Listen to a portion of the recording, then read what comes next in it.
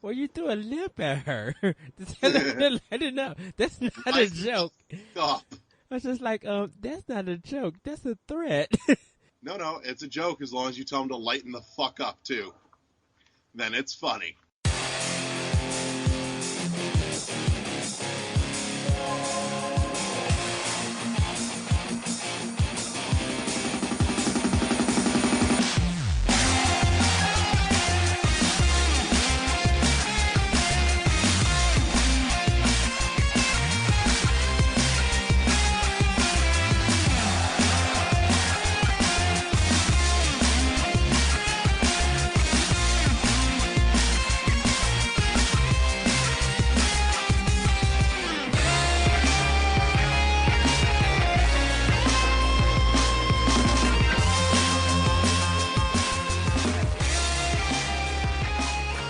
Hello, everybody. Welcome to World 101 Podcast. I'm your host with the most, the Chocolate Thunder with Wonder, the Nestle Crunch Wonder Ball, Mr. Eddie V.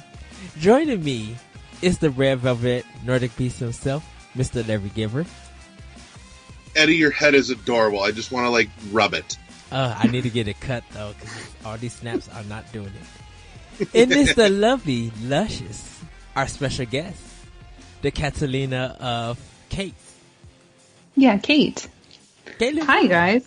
Hello. Sorry, I had to come up with a name off the top of my head. So no, it's fine. Eddie, you're reaching.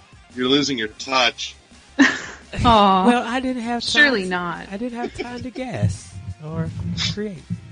Hello, everybody. So let's start with what we've been playing. Caitlin, have you been playing anything? Watching any movies? What's been up? Well, I've been playing The Witness, and I've been working pretty extensively through that for the most part, and I've also kind of been playing some Dark Souls.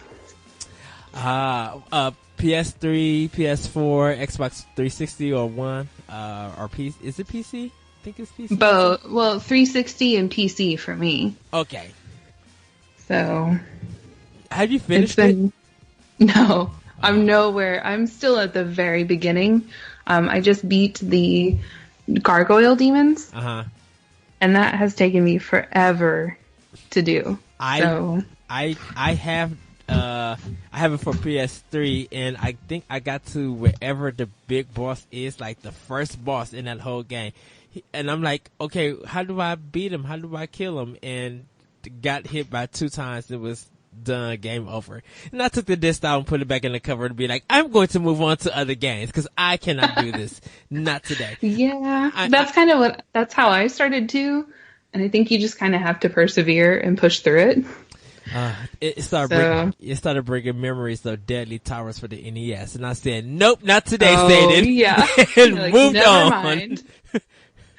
Yes, I can understand that. But then I ended up buying Bloodborne for PS4, and it's just like, why?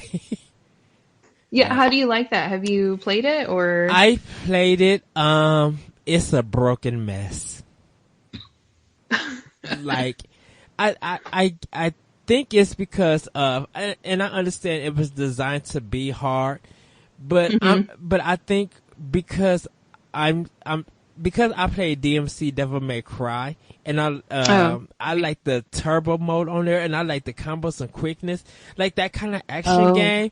Playing Bloodborne and the unfairness of it, I'm just like, this is for a certain type of people who love that accomplishment, but I like the flashiness. Like I love the punishing. It's not unfair. Well, I mean, it is pretty punishing. It's punishing, but the replay value goes into boredom, because now it feels like, because you're not good enough and you're still not learning enough, we're going to put you back long. We're going to put you far back and make you redo everything. And it's just like, I understand not taking it easy on the player. That's all fine and dandy. But when your purpose is not to progress through a game for hours, it becomes like repetitious. And I'm like, you know what? I'm just gonna put this away. I need a game I need a game that's gonna reward me for my progress, for getting better, for being able to take the time and understand the mechanics. I shouldn't be punished because your game is forcing me to be punished. Like, there's a way to punish people with your difficulty, but not forcibly be able to do it. Right. Yeah, I can understand that. Like I could be punished playing like Tetris on level 15 and try to keep up with the speed to make a line. I could be punished that way because the game is designed to do progress that it gets a little bit challenging. But to start off to be like, guess what? These enemies are like 15 levels higher than you, and you're hitting them with a butter knife that's made out of plastic. Right. Yeah. And that's like, well, that's unfair to me. A lot of the mechanics and stuff they don't teach, like what's my currency, and it's the destiny mechanic to me. It's just like, we'll just throw you into something and expect you that you know everything. And it's just like, no, you might want to teach some people who are new to this game, because they're going to play this and be like, we don't want to play this game anymore. We're going to think it's bad. And so, I mean, it's good for people who love it, but I'm just like, the boredom is just, it sets in, and I'm just like, I don't have time for this. Right. Yeah. Yeah. I think those games go for people who are really big achievement hunters. Yes. And so those people who are in it just to achieve, like, I beat this game. It's so hard. Like, I got all the achievements. I think it really gets those people. And I'm kind of more of an explorer kind of person with games. And so I can definitely understand, like, okay, I've been fighting this boss for, multiple times, and I haven't explored anywhere new. I'm not getting any further, and just kind of shut down. And so it's like, I can definitely understand the frustration with like Bloodborne and Dark Souls. Right. And it's funny to me that people could still play Bloodborne but can't even pass the first level of Mario Brothers. And it's just like, really? Are y'all as adults still having trouble playing the Mario Brother games, and y'all still can't beat a level? Like, really? Are we still on this kind of mentality of skill? Yeah. Yeah, I think it's just for different people, I guess. Okay, I know you said and you mentioned you're also playing The Witness, which is how you and I happened to cross each other. I'm curious to speak some of that too for those of the three people that listen that haven't been watching. Well, I've been streaming The Witness. It started out, one of my college friends had played it, and he was like, "You should really try this out." And I saw that it was a puzzle game, so I was like, "Oh, well, that's fine. Like, I'm not the best at puzzle games, but this seems interesting." And kind of from there, it bloomed into a much more profound experience. And so I've just been kind of streaming that as much as I can and kind of working through that. So. Now, last time you were on, actually, as we were sitting and watching, you ended on one of those profound moments in the theater, if you care to speak. Yes. Oh, my goodness. Well, and that's kind of fantastic. It was beautiful. I still have kind of been thinking about it. And the next day I rewatched that video. And so I'd really like to write some words on it, but I just haven't had time to sit down to collect my thoughts. But, I think those moments in The Witness have been really beautiful and really thought-provoking, in terms of the game, but I think also it just kind of makes you stop and reflect on life, It gets pretty philosophical, and so at least for me, it's kind of one of those like, oh, let's stop and take stock of what's going on in life. Ah, yes. I still haven't picked up The Witness. I know Larry wants me to get The Witness, Rocket League. You should. You really, really should. And I love puzzle games. Right. And doing the Legend of Zelda puzzles, but I like doing actually in real life, like logic puzzles and cryptograms and stuff like that. Yeah. And so I know I need to get That's You just do. one game, so my list And I would had to say add. the less you know about The Witness, the better. Mhm. Because I went in and knew nothing about it. And so just kind of not going in with a blank slate has been really awesome and really fun because you're surprised. Well, I know it got perfect 10s when it came out for PS4. So I know it, Right. like, it literally was, as an indie game, kind of one of those game of the year nominations. But what's weird though is that people kind of forgot about it, and it wasn't even on nobody's list. It may be Yeah. it may be on like puzzle game of the year or mobile game or something like that. But I'm just like, Right. for a game that got perfect 10s, why is it not like with the other AAA or first party games that of 2015, I believe 2015, or is I 2015? think time frame had a lot to 16? do with that. Stuff that 2016. comes out early year is often forgotten in the Yeah. insanity of holiday season. I think also with this game, you don't really have the normal objectives of a video game, because it doesn't really give you any outside of solving puzzles. Everything else is kind of up to you to figure out. And I think that kind of turned off a lot of people too. There's no, get this high score, or do anything like that, like destroy these enemies or anything like that. And so I think for some people, they just weren't really into it. So, but it sold well, because it's just like, it's a game that you have to take time to think, and I know some people Definitely. don't like games that make you think, but I'm just like, no, when puzzle games do this, they make your intelligence feel better. You get you gain a better skill in handling Yeah. kind of problems, like. exactly. Yeah.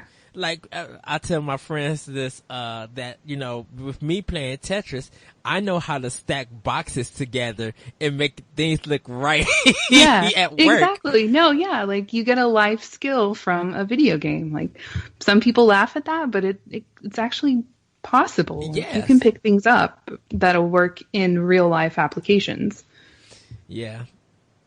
So I'm Larry, convinced. I think I want to see a professional linguist stream the Witness, because to me that's what it is. It is trying to teach you how to speak its language. Yeah. Yeah, I could see that. And quick plug, where can everybody see you stream the Witness on Twitch? You can see me at twitch.tv/oceanicbones.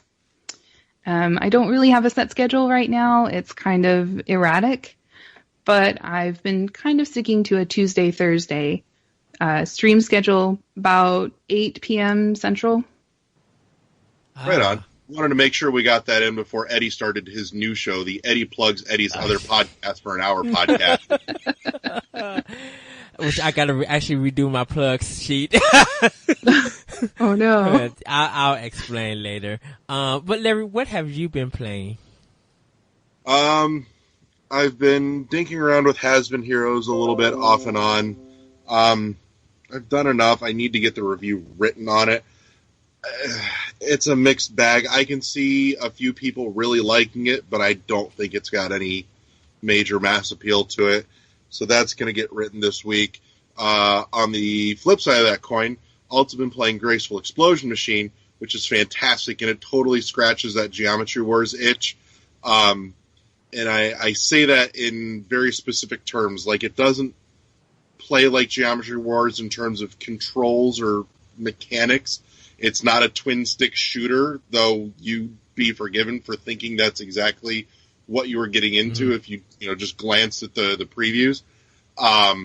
It's more in regards to, it is kind of an arena-based, high-score-driven shooter fest with a beautiful, very simplistic art style to it.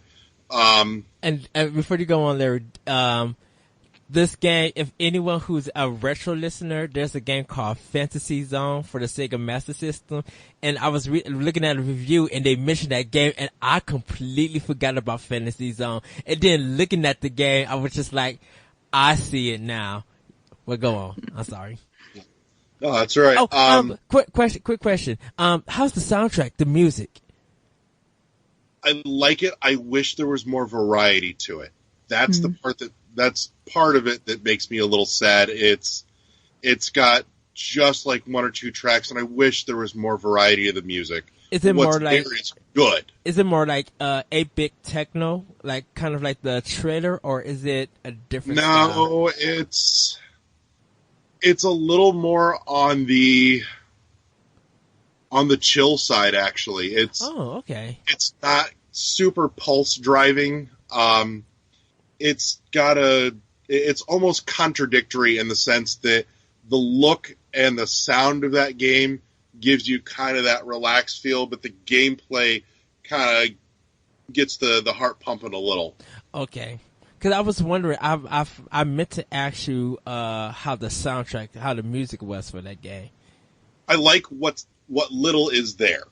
But I do think the game is actually, in more than one way, now that you've mentioned that and I've thought about it out loud, a little self-contradictory as well, in the fact that, here's a game that's supposed to be a space shooter, but the way it feels when you move and the way it looks and feels like everything else moves kind of feels like everything's underwater, and it almost reminds me of Flow. Okay. It doesn't feel real sharp and snappy. I can't say it feels sluggish. It just feels weighted. So, and that's the best way I can describe it without thinking about it any harder at the moment. But what's there, I like. It's growing on me as I get closer to finishing it. I would say there's not as much content as I like, but for what they're charging for it, it's probably reasonable. Like I said, it's growing on me the deeper I get into it. And I'll have that wrapped up in the next couple of days and get that review written, as well as Has Been Heroes. So those are things to look for on the Facebook page in the coming week. I've been playing a bunch more Zelda because it scratches my completionist itch. Not a lot of games do. There are some where I go, there's a whole lot of stuff to do, and I don't care about most any of it. This one, on the other hand, has me hunting for stuff to upgrade all my equipment as much as humanly possible. Hunting for all 120 shrines, all the Korok seeds, which I may leave that one alone just because that's almost too much. That borders on obnoxious. But trying to, just clean up all the side quests and everything as well, too, is something that I actually want to do just so I can kind of see everything the game has to show me. Oh. So that's most of what I've been playing this week. All right, and what I've been playing is Horizon Zero Dawn. I've been getting a little bit further into that game. I'm still enjoying it. It's still a 9 for me, and I will have a review up for that game a little bit later. I still have some of the problems that I talked about, but I'm enjoying it. I'm getting through it, making progress. Picked up Persona 5, Take Your Heart edition. And so if you check the Facebook page, you guys will see the collection that I have that came with it. Beautiful box. Love the toy. Haven't downloaded the soundtrack yet. But the game itself is really good. It's giving me that Tokyo Mirage Session vibe. I'm still in the beginning of it, so it still feels like a Persona game where there's a lot of talking, there's a lot of dialogue. The animation in this game is fantastic. I'm glad that I got the PS4 version because I couldn't see this being done on the PS3. It looks very beautiful on PS4. I won't say it's my Game of the Year nomination just yet until I completely finish it. Once they allow me to start grinding in the game, because right now they're just building up the characters and making them as a team and everything. But it's really, really good. And of course, playing Breath of the Wild. Getting through that, just got to the Lost Woods, so I gotta get my Master Sword and then do one more Guardian and probably a couple more shrines, and then I'll defeat Ganon. Pokemon Sun, I've been playing on my 3DS and I just got the role for a particular person. I don't know if that was me or what. It's not you. Okay. But cause I said Pokemon, I'm just like, oh, what happened? I did start up my Xbox One and checked out the new, dashboard. Kind of nice. I really liked it.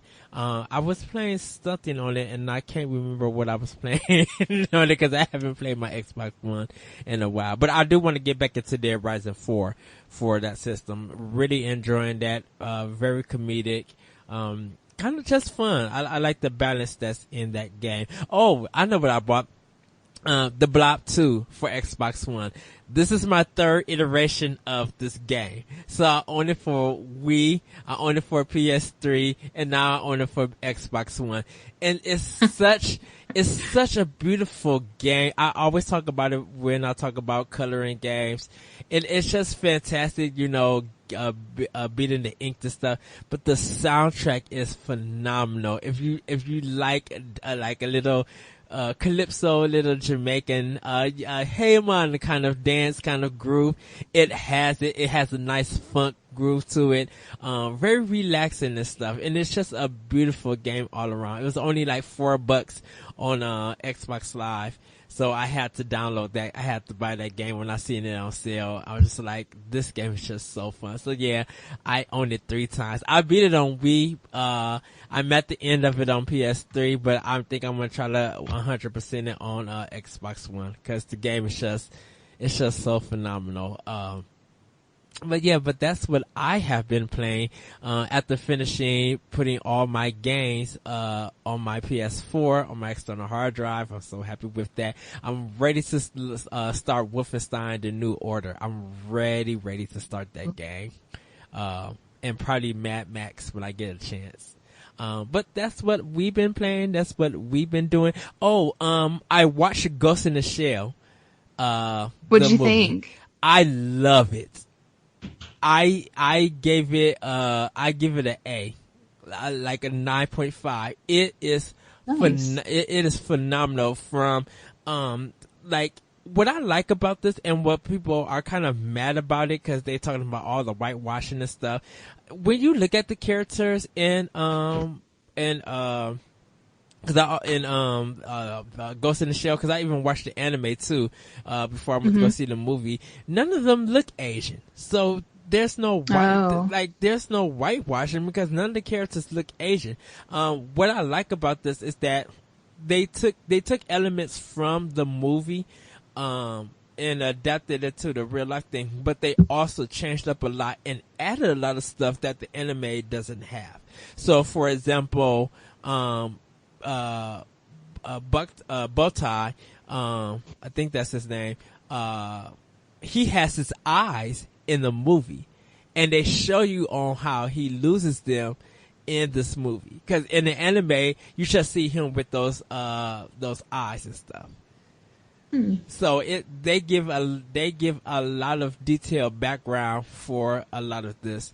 I think I would just kind of wish that Scarlett Johansson's Bob was kind of cut evenly. It looks so weird. I mean, it looks good on her, but the way they got some part of the cut, I'm like, that's just something about it just doesn't do it for me. But she did a fantastic job. I really, really like this movie, and I definitely cannot wait to get it on Blu-ray. I like how they pay homage to some stuff, and it's a phenomenal movie. I'm kind of upset that it didn't do well at the box office, but I kind of hope that people do pick it up and just give it a try, and don't be like, oh well, they're trying to do. I'm like, no, it's a first, to me personally, as an adaptation of a Japanese movie, it's better than what you've seen in Dragon Ball Z or you've seen in what's the Nickelodeon one with the dude with the bald head. No, the last Airbender. Yeah, Oh, that's Avatar, yeah. Yeah, okay, Avatar, yeah. And I haven't seen the anime version of Avatar. I thought that movie was fine. I didn't have no problem with it. But as the adaptation of a manga or of a Japanese anime, I think Ghost in the Shell is like the top for me. It's probably one of my favorite movies of this year. And I even saw Power Rangers, and that was good too. But I think I liked Power Rangers. That was pretty good. yeah, it was really good. But yeah, Ghost in the Shell, I love that movie. Yeah, it's like literally in the running for movie of the year for me. So, Oh, wow. Eddie, I gotta ask you, of all the things to triple dip on, The Blob 2? yes, I love this. I mean, I've double dipped on Tomb Raider, Rise of the Tomb Raider, and I double dip on Tomb Raider for Xbox One and PS3. I double dip for DMC on Xbox One and PS3. So why not go triple threat with a game like this? You know, I can't help it. I was going to actually double dip for Mass Effect Andromeda, but we kind of see how that all turned out. So I could just I could justify Tomb Raider. Just The Blob 2? Yes, The Blob 2 is fantastic. It's so funny, and like I said, the music, the graphics, the platforming, just the game is really good. Like, I would love to see it on Wii U if it really came out, like a Blob 3, because it's just such a perfect game, and it's unexpected for THQ to make a game like that. Like, it's a game that anyone could play, and I think once you play it, or even if you get it for cheap, I think once you play it, you'll understand it, how good it is. Like, there's still adults who are still coloring books in hospitals and stuff. So why not do it in a video game and have some good music to go along with it? Okay. I can't judge you any harder than I already did for your The Order fiasco. Hey, my taste of game ranges from everything. So I love playing everything. And yes, I played The Order, and it's, like I said, it's worth $5 in a Wendy's coupon. That's my review for it. That's my rating for it. I don't know if I'd give up the Wendy's coupon for it. Well, you know, Wendy's coupons are That hard free to... Frosty means a lot to me, damn it. Look, Wendy's coupons are hard to come by. So when you get them, you treasure them. Like in my area, we always get Popeye coupons and sometimes Burger King. But like Wendy's and Arby's coupons are like the hardest to come by. So when you get them, you like, I have made gold. Like, you feel rich and famous. That's just me. I don't know about y'all. There's not a Wendy's. Like, the closest Wendy's is like an hour and a half away. What? Yeah. So we don't get Wendy's coupons, but we get a whole ton of Arby's coupons all the time. Really? Yep. Well, you know what? There's probably a lot of Arby's in your area compared to mine, because we actually only, there's only actually two places that's an Arby's in my city. There's one there's like 5 minutes from my house, and then there's like a mall that's like 30 minutes from me that has an Arby's. Those are the only two places. Oh, see, it's that way for Wendy's with us. Like, we've got Arby's just about everywhere. Yeah, I came in actually when I visit Larry. I'm sorry, I was having a brain fart. I'm in front of you. My name is on the Skype box. And I'm looking at your faces, not paying attention. When I'm paying attention, I'm just watching you struggle to reach for it. Oh, yeah. Can you do some editing? I was going to leave you hang until you figured it out. I really hope you do some. I love you. I really hope you do some editing on that, and it's probably going to be like Porky Pig stuttering or something like that. I could, but honestly, I'm not gonna. Okay. I'm simply gonna leave that flap out there as it is. When I went to go visit Larry, we were driving everywhere and we were seeing a lot of Arby's in Indiana. I'm like, oh, this is weird. Of course, you know, McDonald's is wherever and Burger King is wherever, but Arby's, I'm like, this is big here. Yeah. I've been told Burger King's real big on military bases, actually. Yeah, that is true. Interesting. That's another one that's like an hour away from us. We don't have a Burger King close to us. Oh, what do you have? Like KFC, hopefully? Oh yeah, we've got like KFC, Taco Bell, McDonald's, Brahms. That's like a southern chain, like local. Brown's chicken? And it's a dairy. There's the Brahms Dairy Farm, and then they've got restaurants, and they do like fast food burgers and ice cream and things like that. I've never heard of that. It's pretty good. Like our equivalent of like Culver's. Yeah. Yeah, it would be something like that. Yeah. Okay, hopefully Brown. Talk about fast food. Can we talk about Arby's advertising game lately? Because, goddamn, that's great. Did you see like the Dark Souls tweet? Was that the latest one? The Solaire tweet. See, I couldn't think of what game that came from. Yeah, that was Dark Souls. Oh, nice. Yeah. Yeah, their advertising game has kind of been absolutely on point for the last several months. Yeah, I think it was after the Dark Souls tweet I started following them. Yeah, like, you're all right, Arby's. Yeah, I've been eating a lot of Arby's food, like probably like every time I get paid or whenever I come from work. I'll be like, I just need a burger from Arby's, a cheese, a cheddar. That mug is so good, just like. Oh, their fries are bomb, too. I love their fries. The only one I was disappointed with, and for me personally, I thought all of it has been great, but there was just such a missed opportunity when they did the Metroid one, is the caption just said, the last Metroid is in captivity. I'm like, really? You're fucking Arby's. This should have read as, the last Metroid is in captivity. I would have loved Arby's so much.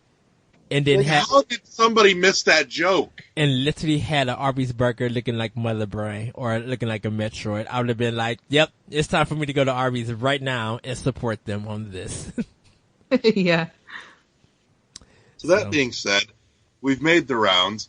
Our guest, Kate, joins us this week as we want to delve into some stuff to do with streaming, YouTubing, and things of the like as it pertains to the this past week's Persona 5 debacle that was started because a notice came out along with the game saying that, we don't mind if you stream it and YouTube it. We just, ask that you not do anything beyond this point as it's a story-heavy game, and we want to, kind of avoid spoilers floating around there, floating out there for everyone to find and ruin their experience and all that.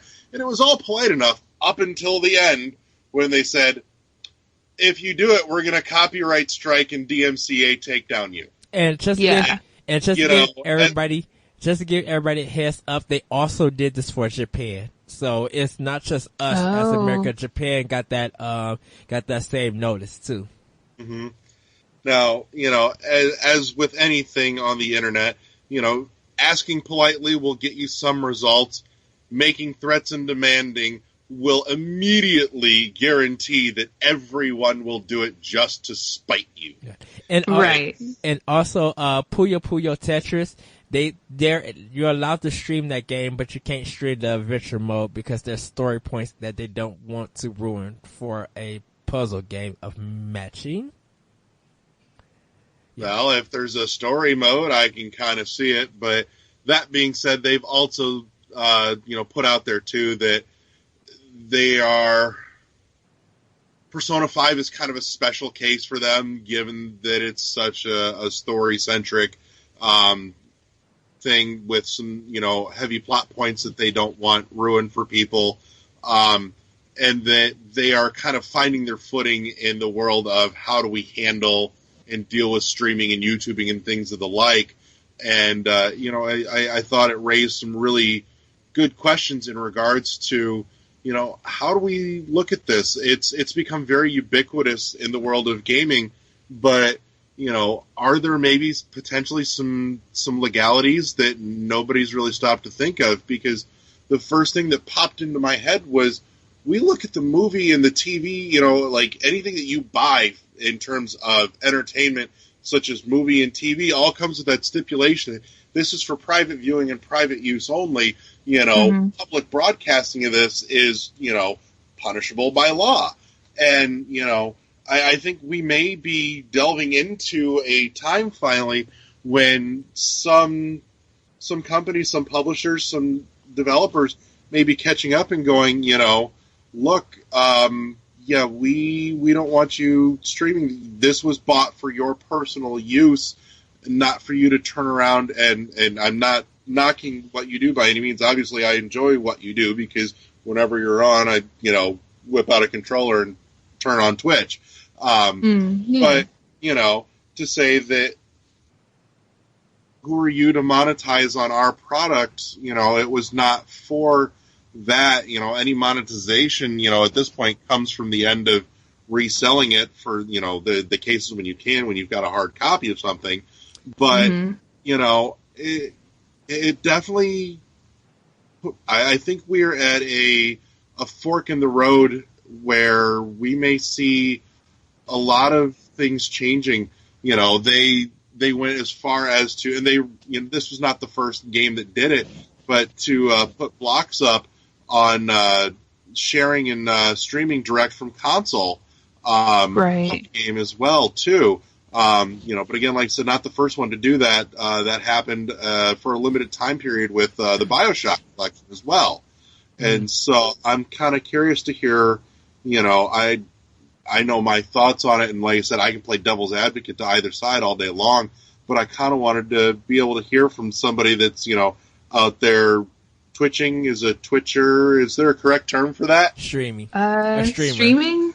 Yeah, because twitching or Twitch, being a twitcher sounds like interesting. I know, like there's got to be a better term, but I don't think I've seen anything become ubiquitous yet. They call it streamers. So. Yeah, I would think like just a streamer.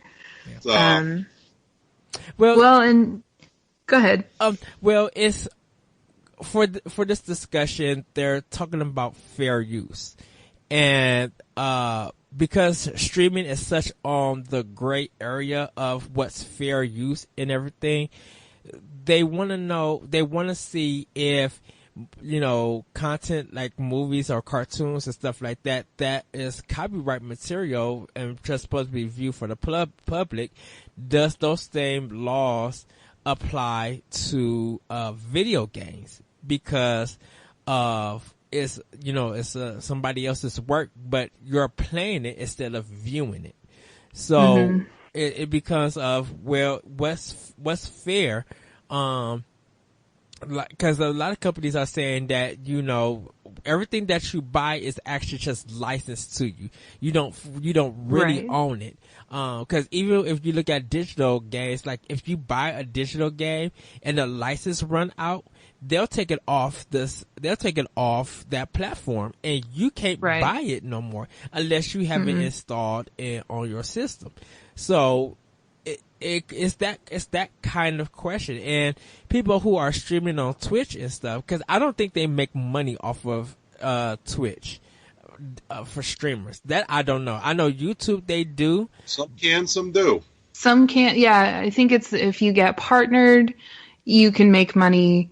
But an unpartnered streamer doesn't get anything, because I don't get anything. But you get, but not directly. I know there's some too that also, pop up the donation thing too, and some people. Right. Yeah, you can set up a donation link or like a game wisp or something like that for people to give you money. Now that's different than getting like YouTube. Like if you get a set amount of views, you get monetization for that because you got views, you got subscribers. So that's like almost like a promise contract. Where donations just like it's free if you want to do it or not. Yeah, it's not required, but if you feel generous enough, you can, here's the link to donate kind of thing. Yeah. Oh, but okay, go ahead, Kate. I'm sorry. Oh, yeah, so with the Persona 5 thing, it's interesting because I can see not wanting to have a game spoiled for somebody. Spoilers are very, very, they can really ruin a game or a movie or anything for somebody. But at the same time, I would say that you're on the internet and you have to know that sometimes you might run into spoilers. And I think trying to control that is kind of like holding sand, like trying to hold on to sand in your hands.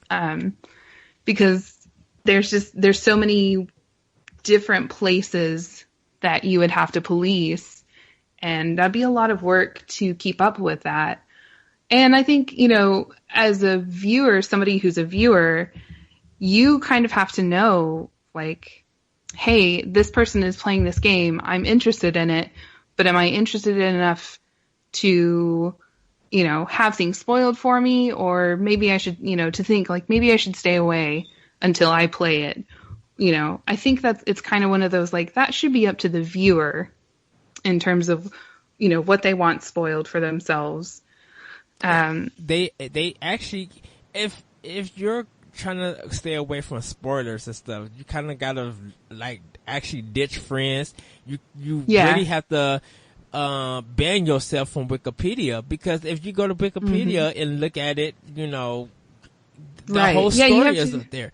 Yeah, like you can read the spoilers, so not even viewing it, just be like, oh, so that's what happened. Okay, that's Atlas would have to, or any company would have to, like you said, police that. You can even import the game already and already know the spoiler and just go around. Like, I could post everything that I'm doing on Facebook and break everything down. How would Atlas even know that? And so anyone who's reading my posts and stuff, I already told them step by step what the game is about and what it's doing. So you have to kind of also police yourself. It's just, it feels like if I go to an arcade and I watch everybody play Ninja Turtles and I stay there, now am I in trouble? Because that's the same thing as streaming, as viewing something. I didn't play nothing, but it's such in the public. The game is there to make money. If I'm sitting there seeing everything, I don't have to play the game now because I've seen all that offers. You're right. Yeah, exactly. About it too, in the situation or a case of an arcade, those were machines that were designed for, use and, play in a public space, in that kind of forum. And whoever particularly owned that arcade and bought that machine, paid for that machine and came along with that cost, essentially the licensing rights to be able to use it publicly. It's the same as like a video rental place. Yes. The few that still exist, Family Video. Right. Dear God, how of all of them, how do they do Family it? Video be the one to fucking survive. Right. But in any case, when they buy movies, they don't pay, $20 a piece for each DVD or Blu-ray.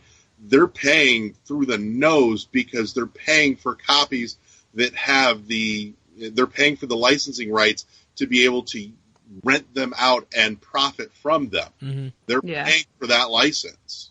Right. Yeah, but it's just, it feels like if I watch your game or watch your movie that's in the public, whether I pay for it or not, it feels like all that stuff needs to be shielded and I need to have my own copy. So I know that you're trying to force people to buy their own copy, but you already put out a collection edition that's limited to folks who really want all that, who was willing to pay the $100 or whatever to get that version, but you already limited. So if some people feel like if I can't get the collector's edition, I'm not going to get the game because I want all the stuff that you offer, because you offer a lot of great stuff for that value. That's the choice, but they didn't limit their option to buy the game itself. Well, yeah. Well, yeah. But it feels like for some people who feel like I want to enjoy this other stuff along with this game, because if I just buy the game, play it, I can't stream it or really say much about it. Within the 2.5 weeks that I play it, I'm just going to end up trading in and getting a lower value. So pretty much all that Atlas said and did just went to the wayside, and all, the money that they made. Yeah, they made money on both copies, but they would have made more if they had the collector's edition, because they offer a better thing. I mean, well, Well, for some, I'm just saying for some people, because a lot of people got to realize Persona has always been a very niche title. It has never been big until Persona 3. And even Persona 4, you know, there's been FES for Persona 3, Persona 4 had Golden. And because people want Persona 5, it's surprising that a lot of people want to play it. And you don't really hear about people streaming role-playing games in the first place because they take too long. Like, you know, you got to do all the grinding, you got to do all the reading, you got to get through all these cutscenes and stuff, and it's just like, who has time to even do that? I want to see you in a Street Fighter battle, busting fools, or I want to learn how you get to that answer, so, of that puzzle, so I'm gonna watch that. Like, they want to see stuff that's going to keep them, entertained. And then, like, you already got people who have a hard time and hate reading in games. So who gonna stand hours to read something like Persona 5 to see you do a dungeon? Yeah, there's an audience for everything. Well, yeah. That's true. Yeah, I mean, sometimes, you know, when I go on to watch Twitch, it may not necessarily be to completely watch. It might just be to have some background noise on while I, you know, do some work or something else. So yeah, it's kind of an audience. There's, you know, an audience for everything. You know, exactly. Case in point, you know, the first time I came across you on Twitch, Kate, was, you know, I needed background noise while I was sitting down here typing a review, and you know, my default most days is either looking for somebody playing AM2R or somebody playing The Witness. And I needed something quiet that I could, you know, just kind of put on the background while I focused. And so Witness it was. Right. Yeah, so I think there would be some people that would sit through the story-heavy Persona just to have that on as just background noise or something. Yeah, when I was playing Persona, like the beginning part, the PS4 cut off the share function, so I couldn't even share it on my system. So it was just like, okay. Yeah, and reading through all the different, like, you can stream this part, but don't show, you know, after this certain time in-game time, and, you know, this part is okay, but you can't reveal this or that. It seemed really tedious. And I just imagined a lot of people would either be like, whatever, I'm not even going to pay attention to any of that, or it would just kind of discourage them from streaming with all the restrictions they had on there. And a lot of people see that streaming as marketing, like marketing a game to other people who are interested. And the way I think about it, I'm like, okay, if you're going to market it, do some of the streaming and then be like, if you guys like if you enjoy what I play, go out and get this game. Like, tell them, and then never play and stream the game again. Use it now for your personal, or even if you're going to do it for a charity event, do it like that. Like, I would say if you're going to use it as marketing when the game first come out, do it that way. And then maybe 3 or 4 months down the line, probably when the game is dropping, nobody's playing it, then play the rest. And if you want to do a series or something like that. Like, if you're going to market it, you have to think wise on how you're going to market. Give them a taste so people could go out and get the game and support the developer. You don't have to play the full game for the streaming. Just give them a taste. Like, I see people playing Rocket League, and I see, like, you know, they're playing The Witness and stuff, and I kind of laugh at it and just be like, you know what, I probably should get this game so I can solve it. Just watching it and seeing somebody do something would be like, okay, I could now get behind this and pick up the game. Yeah, well, and I think with streaming, there's kind of an inadvertent marketing with that, because I wouldn't have considered playing Dark Souls if I hadn't to watch one person play it. And then I was like, oh, I should try that out. And then I bought the game. So I think you do kind of get inadvertent advertising, because the streamer creates an interesting experience that you're like, hey, I think I want that same experience or something similar. And so I'll go pick it up. So I think it's just kind of, with that, it's just, you're doing advertising, even if you don't necessarily say, like, hey, go pick up the game. Because I feel like you don't have to, because a lot of the times, most of the games that people are streaming are fairly recent games that people know, like, oh, that's on Steam, or, oh, they're playing that on PS4, that sort of thing. So they're pretty aware of, like, what game you're playing. I think you might have to kind of advertise if you're doing more indie games or just older games, And see, it's good for indies because there's just a ton of indie games that we've never heard of. And it'd be like, oh, that's a shoot 'em up I never heard. Okay, it's on Steam for $5. Yeah, let me go download. Right. Yeah, exactly.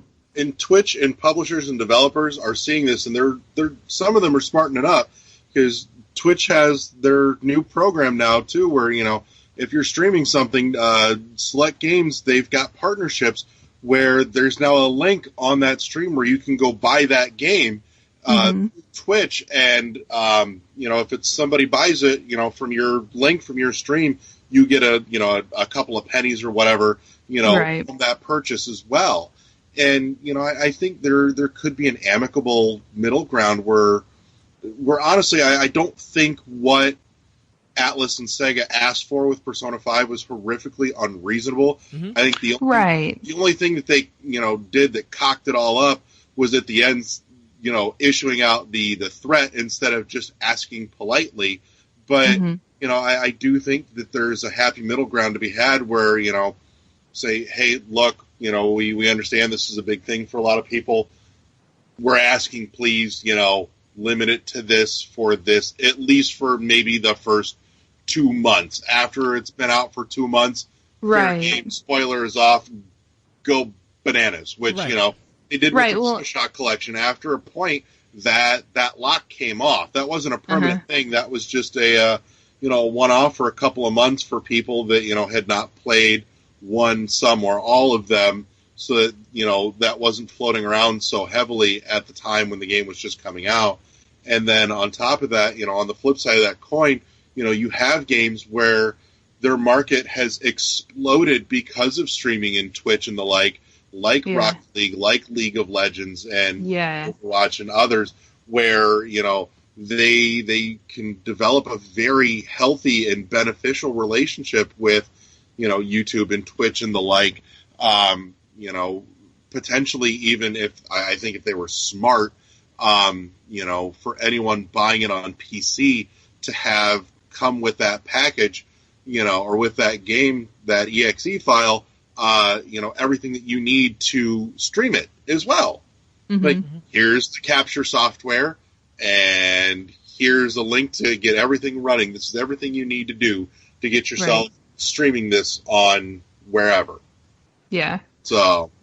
Well, and I think you bring up an interesting point of, like, perhaps instead of saying we're going to give you copyright notices and stuff, instead they should have been like, okay, from this span of time, don't reveal anything. And I think that kind of highlights that there's a difference in opinions on how long you should wait to not spoil something. Some people say like, oh, just wait a day. And depending on what medium you're talking about, do you wait a day for like a TV show, or do you wait, how long do you wait for a movie, and how long should you wait to not spoil something for a game? And I think a lot of people just have different opinions on, how long you should wait before you spoil a game. But I think that would have been better, Well, I think when you have word of mouth spoilers, you don't want that. If you have viewing spoilers, you know that you're on a set time frame. So you could be like, I feel like every 2 months after a game comes out, everything is free to spoil anything. You know how people, and people was even mad at The Legend of Zelda Breath of the Wild. They didn't want nobody spoiling anything.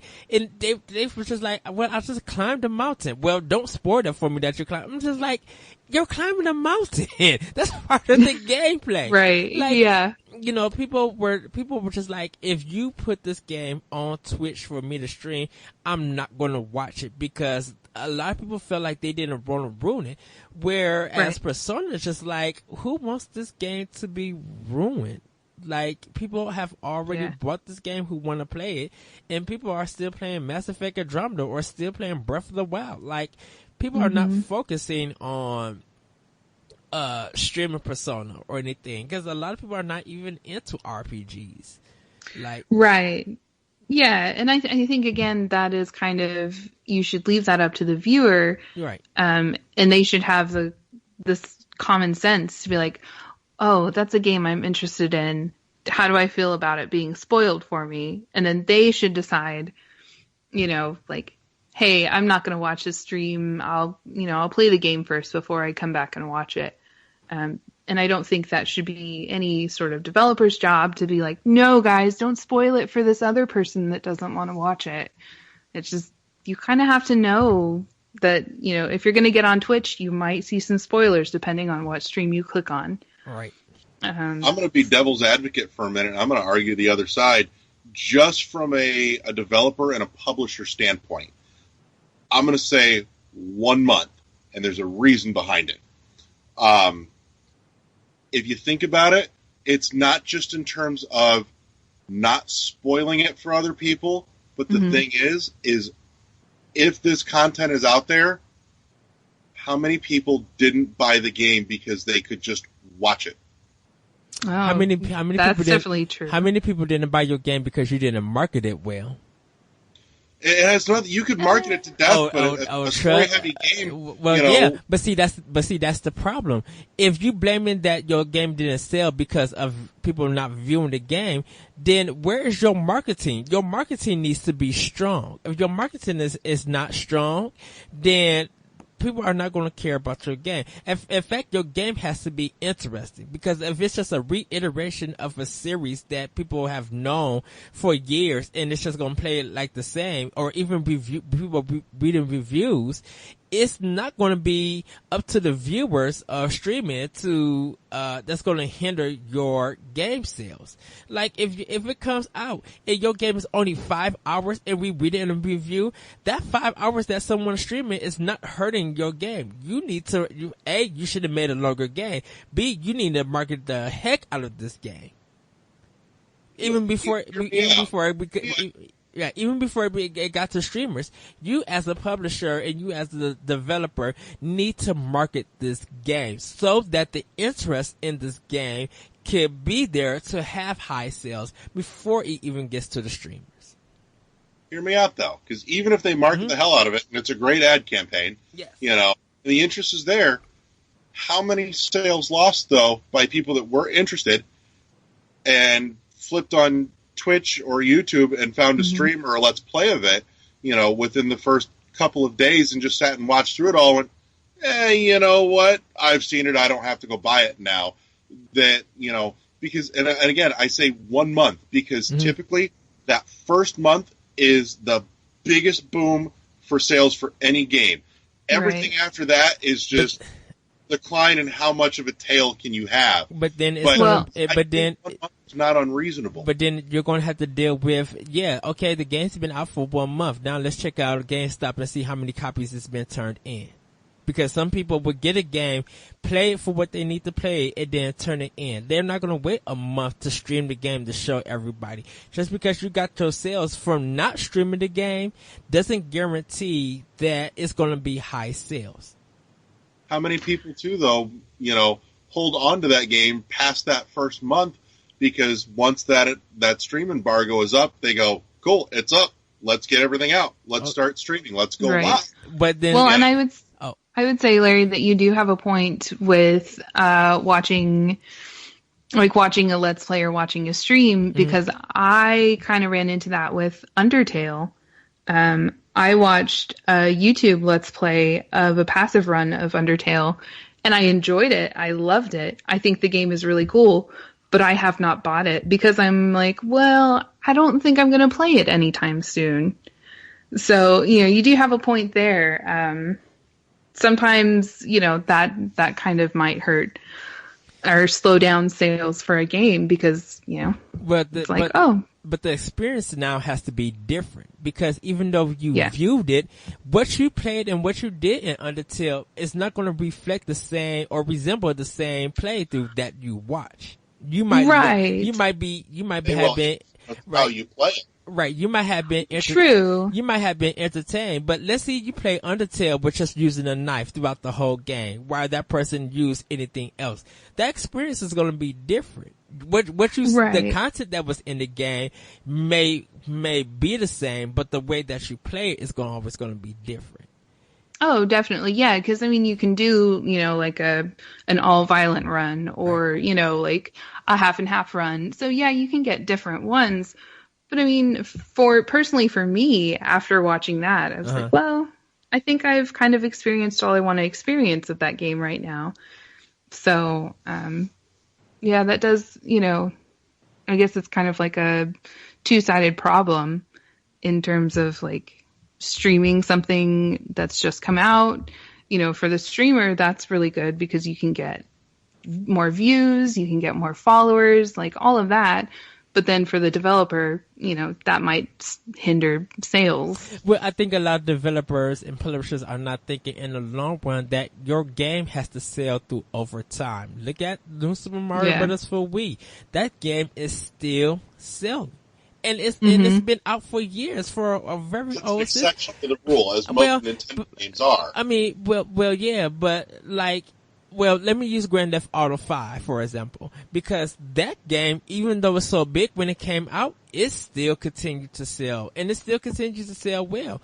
Where something like Call of Duty, it did its numbers in that first 2 months or through that holiday season, and don't nobody touch it. Same thing with sports games. It does what it needs to do at the time that it came out, and it does nothing after that. Because and that's everybody plays for most games. Right. And so you gotta, I think developers gotta think that we gotta make a game that not only that is the content satisfying, but it's going to be, and I don't want to bring in DLC or stuff like that, but the content gotta be so good that throughout the months, that people who are getting a new console or getting a console passed down to them that don't have that game, but they seen the view, they want to go out and buy that game, whether it's physical or digital. Now, used or new, that decision would be up to you as the purchaser, as the consumer. But if you decide to get that game and it's on sale digitally on your system, then you'll get it. That adds to the sale of the game that you made throughout that time. So it's regardless of what streamers have done, is that you have to make a game that's going to consistently sell throughout time, throughout its release. You can't, companies got to realize that you cannot say that all that money or all your big game sales is going to happen when the game released. You got to make a game that's going to sell all the time. Because think about Tomb Raider, for example. It sold 1 million copies, and Square Enix was disappointed at that. You're selling it on 2 systems. It's only been out for 4 months. Huh? Expectations. Yeah. Expectations, what they put into marketing for that. A case like Tomb Raider where, you sell 1 million copies, but your expectation, because you pumped how many millions into marketing, development, and publishing for that, versus take Dark Souls, for example, if it sells 1 million, but they didn't pour nearly as much money into it. Both games sold the same amount, both made the same amount of money in terms of sales. One's considered a success, the other's considered a flop because of what they poured into it money-wise for marketing. But if your game sells 1 million, that's kind of covering your development costs. It's covering your marketing costs. It's covering a lot of. I mean, I mean, but it's covering. Well, but the thing about it is, you see, if a game sells 1 million, that's a big milestone in the first place. Because there's so many companies, PlayStation have about 54 some million owners and stuff, and there's barely games that's like there's 54 million owners, but Horizon only sold 2.5. What happens to the other 52 million people who are playing, who are owners? So is your expectations now that you want to be like, it needs to hit all 54 members or million owners of stuff? Like, if your game is selling 1 million in the first place, that's good. And you have to let that game keep buying throughout the time, because you're going to recoup that money and stuff. Because if you put your game up against something like Grand Theft Auto, and it could be as good as this one, Grand Theft Auto is going to kill it. And you'll see that they'll talk money value than they'll talk over sales. Like, they mentioned more that Grand Theft Auto made $1 billion, but they didn't mention the sales of that game. So, well, success in terms of what a publisher and a developer look at is going to be based not on how many units they move necessarily, but on the return on investment that they made. Right. You know, so that's a big draw for indie developers. Talk to Adrian. You know, small company, 3, 4, 5 people working on it. Didn't necessarily have to pour a whole lot of money into it to make it, and then if you can double what you put into it, that's a win. And if you didn't put a lot into it, you don't have to do a whole lot to double it to get that win. But it feels like if a game don't sell, I mean, what is the disappointment of your game not selling past 1 million? It's just not making your money back, because it's the same with a movie. Like, you know, a movie, I can't think of an example, but you know, if Ghost in the Shell, because it didn't make its money back. Right, yeah. So it didn't cover production costs, and so, you know, now they're in the red with their money, so they've got to hopefully the DVD sales might make that money up or something like that. So that's kind of where it gets, I would imagine, gets disappointing for developers, because it's like, well, we didn't even break even with, with this project. Well, I think it's because developers don't tell us what the budget of that game is, compared to where movies, you can find the budget of a movie and track it over time. Like, if we look at Wikipedia and we look at a movie's budget, you'll be like, okay, it was made under $25 million. But then you could check on how much it grossed, and it'll be like $150 million. So you could tell the money that's made on movies, where we don't really get that much with video games. We go by the units that they sold.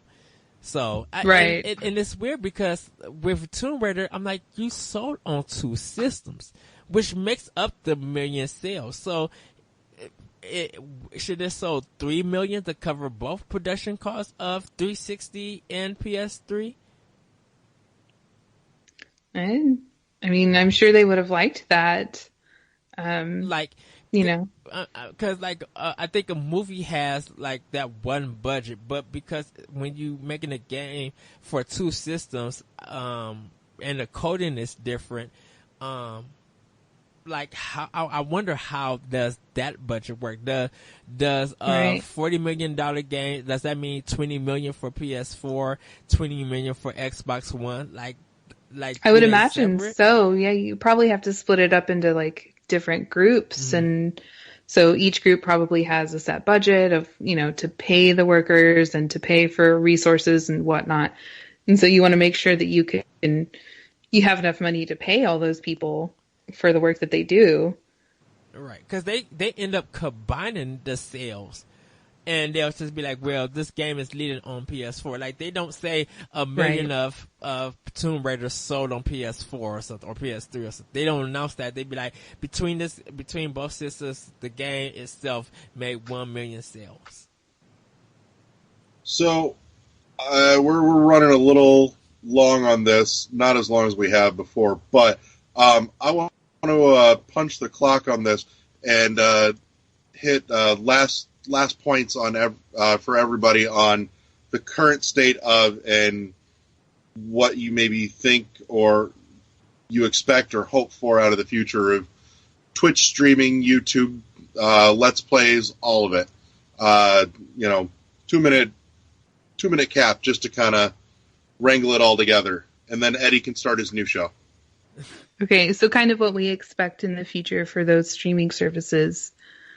Well, I see, Twitch and YouTube, any sort of streaming service, kind of staying around for a while because it's a new way of getting content. You get, kind of on-demand content that it's not, television programming or a movie or anything like that, but it's kind of a unique content, and I don't think that's going to go away anytime soon. And I think it'll just kind of continue to grow, and yeah, so it'll be around for a while, I think. And with it being so easy to get into, anybody can really kind of do it. So, it's accessible, unique content, and I think it'll be here for a while. Eddie? Yeah, I think nothing's going to change. I think if YouTube keep changing their policies and stuff, I think a lot of people are going to stop streaming on YouTube and continue to stream more on Twitch. Because, if streaming was such a problem, it wouldn't be on PS4 or Xbox One. People wouldn't get the equipment that they need to stream on Twitch to show off games that we want to see more of. With this gameplay and stuff, because for a lot of developers and publishers, they keep showing us cutscenes and not showing us enough of the game. So if we could see what the game is going to represent and how it looks like in motion, and it sells, that's the kind of form of marketing that regular gamers are doing, then Twitch would be the best way to go see it. Mm-hmm. Whatever affects the sales, if a person already had determined to buy that game, they're going to buy it. If they don't want to buy it, it's up to them not to buy it. It's a free market. And you can't force gamers to buy your game or expect that a game is going to be successful or not. The streaming stuff on Twitch may help. And I know my 2 minutes is probably up right now, but I personally think that it's not going to change. I think Twitch is going to get stronger until we find a balance of what fair use is going to be about streaming. Right now, we just don't know. But right now, it's good for it's good for people to watch and enjoy. Yeah. Right on. I would say that I think, like it's been said before, Twitch will continue to grow. It's a burgeoning platform, as it were, and I think it's a good thing. I do think, though, that publishers and developers would be smart to come to an arrangement of sorts with at least Twitch. I don't think YouTube is anything you're ever going to manage to manage ever again. But for things like Twitch, though, where most gamers are starting to direct themselves for at least, direct feed of game content rather than, podcasts and, YouTube personalities about video games, I think they would be smart to come up with some sort of arrangement with Twitch to say, hey, we've got a big, story-heavy game. We'd like to, maybe set up a 1 month moratorium to help drive our sales. After that, no holds barred, go nuts with it. Others, I think they're off to a great start by starting to monetize with Twitch. I think that's going to help, give them some further legs. But until the market standard changes, where that first month of sales is crucial, mm-hmm. I do think it wouldn't be unreasonable to ask for that 1 month moratorium. Maybe not even a complete moratorium, but something like what Sega and Atlas asked for with Persona 5 isn't necessarily unreasonable. And if they could figure out a way to, more blanket put that in place, aside from just the share block on the PlayStation 4, because you can still plug that into a capture card and go, and people can and will. Yeah. But if you could get the folks at Twitch on board with it, I think there would definitely be some significant benefit to both sides of the fence. They're not saying we don't want you to do this at all forever. Just give us a month to breathe, mm-hmm. and then go nuts. And who is Atlas going to look for? Atlas is going to look for the people who have a lot of viewers and a lot of subscribers. But if you find a channel there's only people, 1 or 2 people only watching, and they're playing the whole game, Atlas is not going to notice that. That's too many people. It's not hard to pick that stuff up with Content ID scrubbers, like what YouTube uses. Well, yeah, and it's especially too. You know, they're both getting pretty gnarly about that. And it's also, you know, you can just look in the Twitch directory, you know, the games directory, and see, like, okay, all these people are playing Persona 5. You know, so unless you don't advertise what game you're playing, then they can find you that way too. And I'm sure that there are people as well that probably go around and, you know, report channels for doing, you know, like, oh, they're streaming Persona 5, I'm going to go report them. So I'll be like, I'm playing Aliens Colonial Marines. Ain't nobody gonna watch that. Right. Or what that brings us, that kind of brings us to the most listener requested, the listener favorite part of the show, our longest running segment, Plug Your Shit. Eddie, Kate, somebody jump in and plug your shit. Oh, okay. Yeah, so I stream twitch.tv/Oceanicbones. I'm streaming The Witness right now, but I kind of like to get into some creative stuff and just play some different games as well. So eventually I'll work around to that. And I guess I'm also on Twitter, Oceanicbones26, I believe. But yeah, so that's kind of my stuff where you can find me. Okay, Larry, would you like to go, or do I have to go? Eddie, you go last because you take for fucking ever. Okay. Go ahead, Larry. Stuff going on. Reviews for Spectre of Torment went up. Coming this week, reviews for oh god, it's gone right out of my head. Graceful Explosion Machine, Has Been Heroes. I feel like there was something else that I was working on. It'll probably come to me later. But yeah, we're out there. Like the Facebook page, get our content dropped into your feed if you're into that kind of nonsense. I may actually put some love and care into the YouTube side of things and finally just pull the trigger on it, even though artwork is missing and things like that. But we can at least go out. So I may get on top of that this week as I have a little bit of time, and that's something I can do in the background. Join the conversation on the forums page, on the join the group on Facebook. We have our Twitter at World1_1 podcast. We do exist on Twitch. I don't stream a whole lot. Honestly, I usually just watch stuff more in the background while I'm writing, but we're out there, World1 podcast, all spelled out. We are on Sound... God, I'm still trying to break that habit. Screw you, Eddie. It's your fault. We are on shoutengine.com.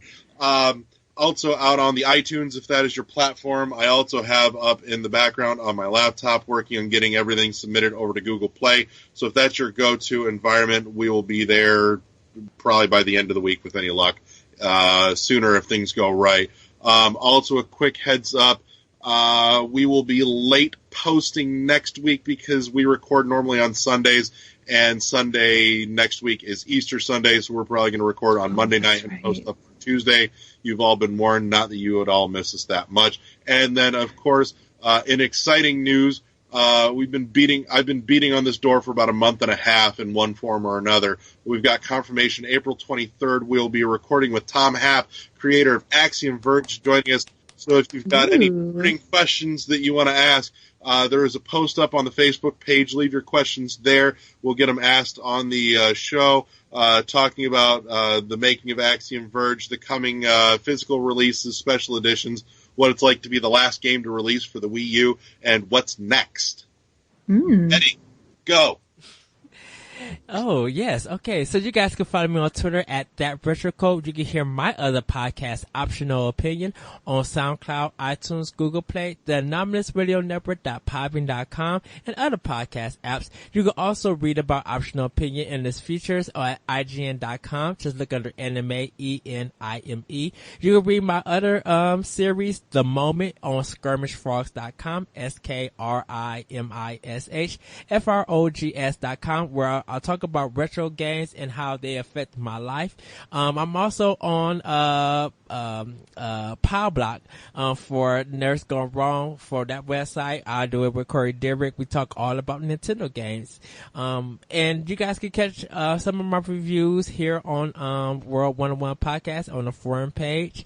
And we just want to thank everybody. Thank you, Kate, for coming on to the show. Thanks for having me. And giving us your ideas. We also want to hear you guys, what you guys think about streaming. So email us at world11podcast@gmail.com or hit us on Facebook and could, get into the discussion. We, like Larry said, Tom Happ is coming talking about Axiom Verge. So do look forward to that. And with that, everybody, have a great week. Have a great weekend. Quick bit of housekeeping.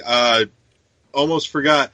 For the winners from the Journeyman Project Pegasus Prime episode, the prize pack from Presto Studios is on its way. I just got notification a couple days ago. It's en route. I will be in touch to get addresses to mail out your stuff.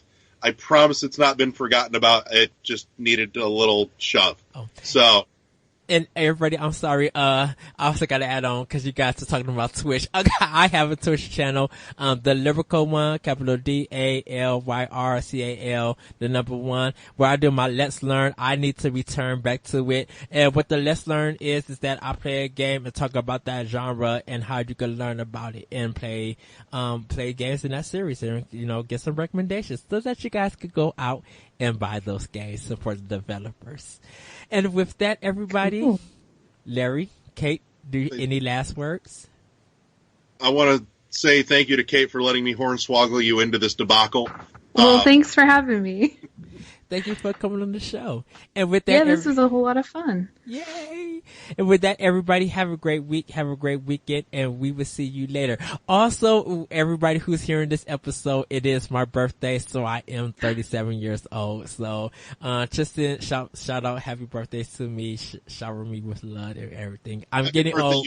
Yes, happy birthday. Thank you. That's why when I couldn't remember Larry's name, I'm getting up there in age. Eddie had a senior moment. Oh goodness! But everything in my body still works, and I still have good hair. So I'm going to leave with that. That's all that matters, right? Too, right exactly. Before the show, I told him we got to move back. Guest is on her way. He's like, her? I said, yeah, not him. Like, no. It's like, isn't it Tom Happ? I'm like, no, you dolt. Read the post. That's the 23rd. Blame my head and not my heart. There you go. Yeah, you were distracted. I was so happy because Tom Happ was coming out, and I just got like, oh, we got a guest coming. Oh, I didn't know. Oh, all right. I'm thinking this Tom Happ. But with that, everybody, with all our shenanigans and everything like that, thank you once again, and we are out. Bye. Peace.